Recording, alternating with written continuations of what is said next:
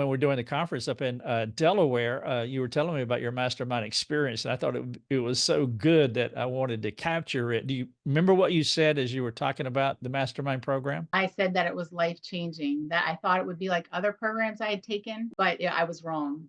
It was life changing in the fact that it helped me to get over my fear of man, and it helped me to realize I had never heard about shaping influences, and that was the biggest change that I think occurred in my life. Was fear of man was huge, and I didn't really know. I didn't understand it. I just know that I always just reacted the way I reacted to everything. And so when I became a Christian, I learned to take every thought captive in my current circumstances.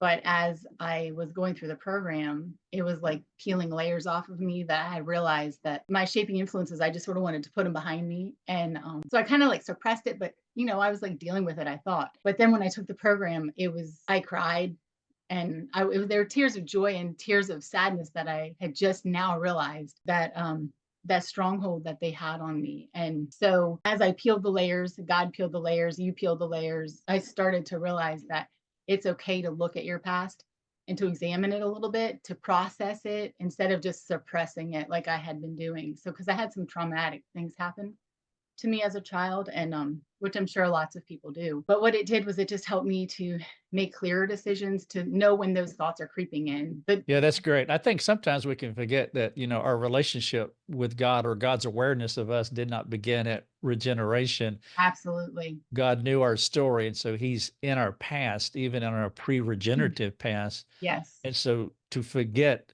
our pre-regenerative past is to forget, that God's Mhm. there and there's something in that that he wants us to learn. So shutting it down, shutting it off, or memory holding it Yes.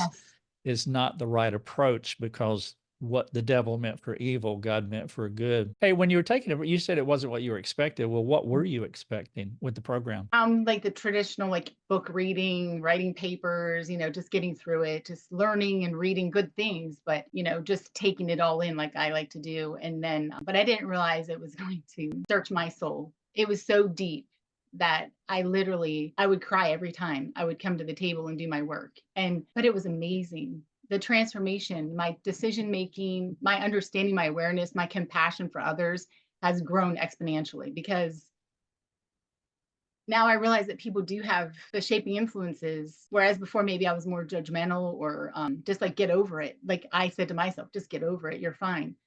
But now I realize that process really helped to solidify.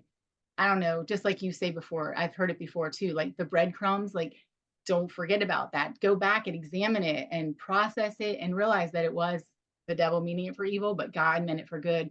And that he was with me since the beginning, not just once I was saved. And so I realized that everyone has that. And so it just made me have more compassion on others. Yeah, I think And some courses can be like, as you say, book reading, which is really a passive exercise yeah, where you're just reading, but there's nobody being intentionally intrusive right. That's good. Yes.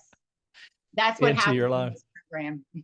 Yeah, the book won't challenge you. So you recommend the mastermind program for others. Absolutely. I don't regret it ever. I mean, I did, it was hard work in the fact that it was emotionally challenging, and obviously book work challenging. But yeah, I would recommend it. I think that if you want to grow with Jesus and become closer and more like him, that you should take the mastermind program.